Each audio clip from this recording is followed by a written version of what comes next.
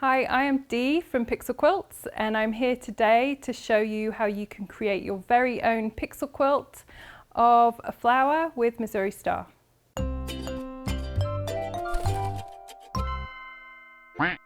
Pixel quilt is just an image that has been pixelated and transferred into fabric, so you can take any image and make it into any picture that you want in quilt form. This can be done easily through my website pixelquilts.com, where you just upload your image and it will turn it into the shades of fabric that you need to buy, how much of each, and tell you exactly how to cut and piece your very own custom pattern. To make this quilt, you will just need some basic sewing and cutting supplies. So you will just need a rotary cutter and a ruler. The small iron is my favorite, so I stick to the Liso small iron, starch spray, and your machine. That's it. There will also be a limited number of kits available for this quilt, so let's get started. So your kit will come labeled with the fabric shades, which is really important for a pixel quilt, because even if you go one tiny shade out from what you're supposed to be using, your quilt will have a completely different feel. And it's really difficult to gauge the color of the fabric when you receive it. And if it's not labeled, you can just get it wrong, basically. So mustard, Kona mustard, is one of the colors that's used in this quilt. And you can see when I hold it up, so that's Kona mustard, and then that's the shade. It's even quite difficult to match them when you've got a color card. So labeling your shades is really, really important.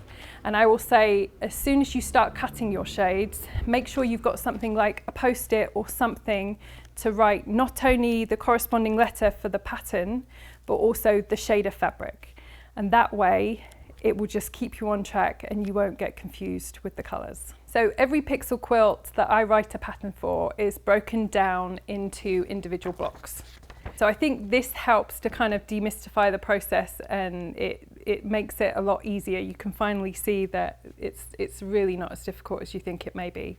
So there are two ways that you can cut your pixel quilt. One is using the pixel grid and cutting every pixel, which was the tutorial from last month. But what I'm going to be showing you today is the group cutting. So with the group cutting, you have a different set of instructions that you have to follow, that you need to cut all of the different sizes. So I strongly recommend that when you start your quilt, you do all of the cutting at once, because if you don't do it that way and you cut on demand based on what you need, it's going to take you 5 times longer. So when you're cutting, I generally will do a label that has got not only the shade of fabric that's on it, but also the corresponding letter to it as well. And I am lucky in that I've got a long arm that I just throw a quilt over and I lay all of my pieces out. And I will generally only work on one pixel quilt at a time, and until that is done, I will not start anything else. But I know sometimes that's not always possible. And so if you're needing to get out pixels and then put them back, I just advise you get like a gallon Ziploc bag and label that again with the letter and then the shade that you're working on.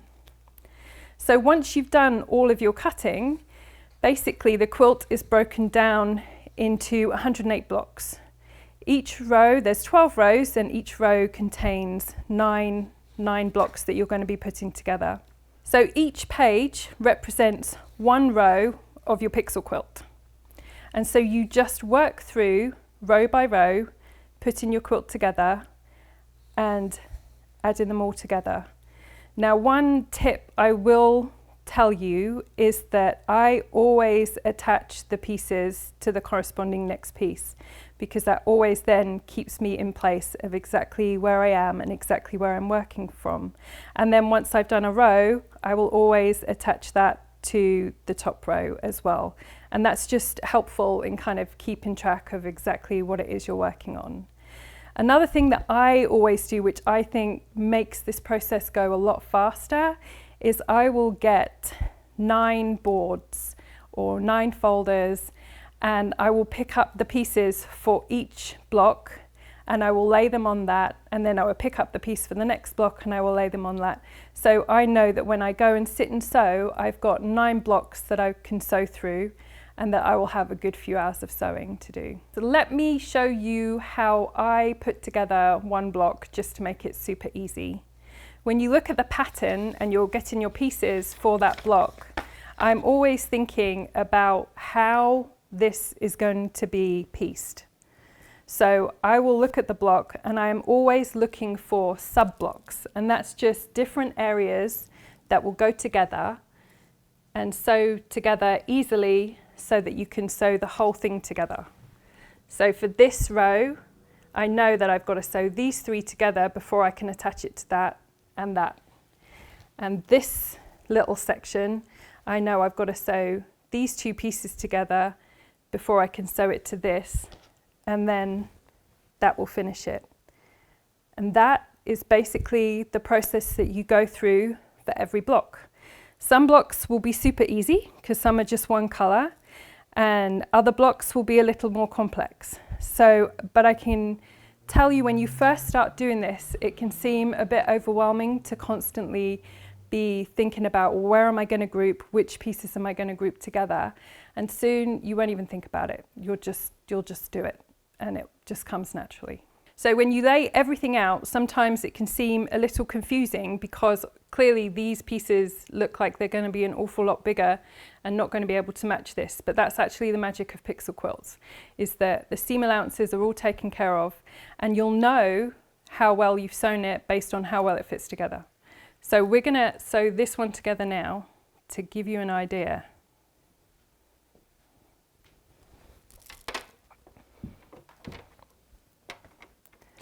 So just use your 1/4 inch seam allowance. Make sure your stitch length is down to either 1.8 or 2. And I just do that so that I don't have to backstitch. Because if you've got a pixel quilt and you've got 4,000 pieces, it's going to take a lot longer if you backstitch every one. So after we've sewn that together, you can see that that is now going to fit onto there. And then once that's done, you'll be able to put these together.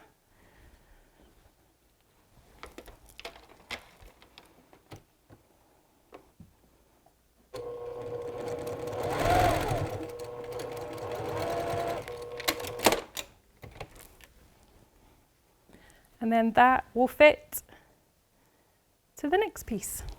So when it comes to pressing, you can press after every stitch that you do, basically, which is generally what I do. I will have an iron next to me, and every piece that I sew together, I will go ahead and press them. But that is down to personal choice. I've seen some people just get out and finger press, and that's been good enough as well. So honestly, it's your preference.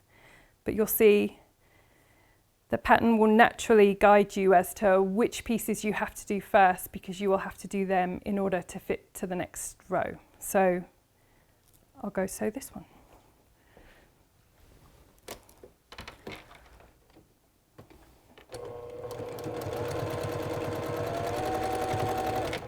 Oh, that's really wonky.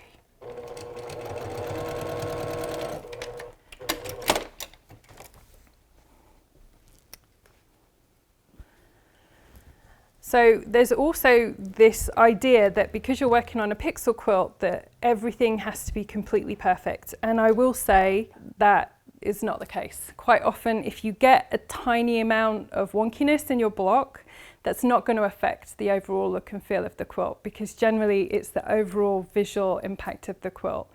And one tiny little wonky seam will not affect that. So when it comes to starching your fabrics or pre-washing them, completely personal choice. I personally do not pre-wash my fabrics, and when my quilt's done, if it ever needs to be washed in the washing machine, I'll just fling a colour catcher in there, and I've never had any issues. But I know some people not only like to pre-wash their fabrics, but then also starch their fabrics, and that completely, any way you do it, it's fine. So if you've never done a pixel quilt before, the first 3 rows are kind of always going to be the hardest, because it's quite difficult to see in the first 3 rows what you're actually working on. So I just recommend that every row you do, pin it up, and as soon as the next row is ready, sew it to that row above straight away. and the image will start coming out almost like an old-fashioned printer. And after about the third row, you'll be able to start seeing what is coming out, and you'll start seeing the image and the quilt take shape. So if you can get through the first quarter, then I promise the process gets a lot easier. I also tell people, when you're sewing pixel quilts, stand back and get a photograph after every row is added, because that helps you see. It not only helps you see what you're working on to kind of jolly you along to keep going, but it also, usually if you take a picture or if you look at it through a screen, if there's an error, it's a lot easier to spot that way than when you're working up close. So I'm super lucky in Tulsa that I've got some amazing quilters in my area that I am able to work with. And one of them, Ann Olson from Ann's Quilt and Stuff, she quilted this for me, and it's beautiful. It's all completely freehand, and with every layer she has put detail into this quilt that when I went to pick it up, she showed me, and it brought me to tears, honestly. I feel like she's brought out the flowers in a way that I never imagined, and just the whole thing has just become more of a work of art because of her attention to detail and her expertise. So Ann Olson has got an amazing setup at home. She's got 5 long arm machines, so she offers computerized quilting as well as free motion quilting as well. And the level of detail that she's able to put into these quilts, it's very apparent that she's an award winner because she's an expert, an industry expert. So this kit has been put together with the group cutting in mind. So this kit has enough yardage in it that you are going to cut all of the pieces out that you need in all of the different sizes. When you're using the other method, when you cut every single pixel, you actually need more yardage. So that's not going to be included in this kit. So if you are wanting to create your own pattern, you can go onto my website, pixelquilts.com, and upload an image, and it will turn it into a pattern for you. There's a few different fabric lines you can choose from on there. There's also a few different filters. So with pixel quilts, they will emphasize everything. So if you put an image in, it will emphasize the undertones in your skin. So I have red undertones. So if I just stick an image in of me, chances are it's going to bring up some reds and pinks and purple fabrics that's in my face. However, there are different filters in there. So you can try, if it's not working and you're not liking the undertones that are coming through, try the grayscale filter and have a really nice moody black and white quilt. Or there are some pop art filters you can try, and there's even a warm filter, which is basically there to take out all of the reds and the greys, sometimes green undertones that people have in the skin. So you can play with your image and really have some fun, and it's only when you're ready to purchase the pattern that you go ahead and purchase the pattern.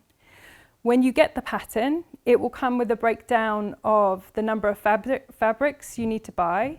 It will come with a breakdown of what range of fabrics you've chosen and exactly what shades and how much yardage of each you need to buy. When you get your fabrics and you've labeled them, which you need to do, then it will tell you exactly how to cut and piece your quilt. So the other thing that will be a part of your pattern is that at the end of the pattern, it will give you an example of how you can cut your fabrics in order for it to fit in the yardage. I know some people get scared that they're not going to be able to get all of the pieces out of the yardage, but the yardage is very generous. So don't worry about making a mistake. There's always going to be enough yardage for you. So this quilt that I designed with Missouri Star is evidently a portrait of a flower field. However, my usual quilts that I make are portraits, and those are the ones that have been some of my favorites over the years. Probably my top 3 quilts that I have most enjoyed. One, of course, is going to be Queen Elizabeth, because that was so meaningful for me and my family. But I also I've made 7 quilts of Post Malone, and each one is completely different. And I chose him because I wanted to demonstrate that even the most difficult face, you could do really well as a pixel quilt. And then I think my 3rd favorite is going to be the Morgan Wade quilt. I was lucky enough with her quilt that She came to Tulsa and I was able to gift it to her. And the quilting that was done on that was, Morgan has a lot of tattoos, and a lot of the quilting that was done of that was of her own tattoos as well. So that was a really special quilt. I hope you enjoyed this tutorial for Missouri Star, and I hope that you'll go and take a peek at the website pixelquilts.com and have a play with some of your own images, and I cannot wait to see your masterpieces.